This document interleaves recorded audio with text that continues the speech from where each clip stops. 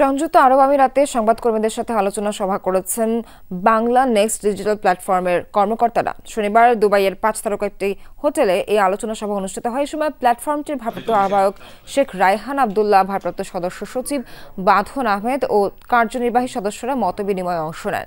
সংশ্লিষ্টরা জানান, প্রবাসীদের রেমিটেন্স ব্যবস্থার উন্নয়ন ও উদ্যোক্তাদের ক্ষমতা বৃদ্ধিতে কাজ করবে বাংলা নেক্সট। পাশাপাশি বিভিন্ন পেশার প্রবাসীদের আর্থিক সহযোগিতা, বিনিয়োগ ও নেটওয়ার্কিং এর সুযোগ তৈরি করবে।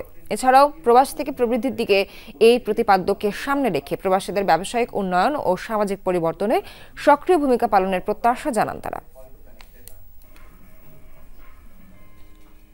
দুবাই সংযুক্ত আরব আমিরাত বাংলাদেশের প্রবাসীদের রেমিটেন্স, উদ্যোক্তা, ক্ষমতা এবং কন্টেন্ট ক্রিয়েটিভিটি একত্র করে গড়ে উঠেছে এই নতুন এক প্ল্যাটফর্ম। যদি তার ভিতরে সেই পটেনশিয়াল থাকে, অবশ্যই 100% করবে। বাংলা নেক্সট তার পাশে থাকবে বা আমরা তার পাশে থাকবো। নারী উদ্যোক্তারা ব্যবসায় ও বিভিন্ন পেশায় উল্লেখযোগ্য অবদান রাখছেন। এই প্ল্যাটফর্মের লক্ষ্য এই শক্তিকে একত্রিত করে দেশে ও প্রবাসে একটি কার্যকর কমিউনিটি গড়ে তোলা।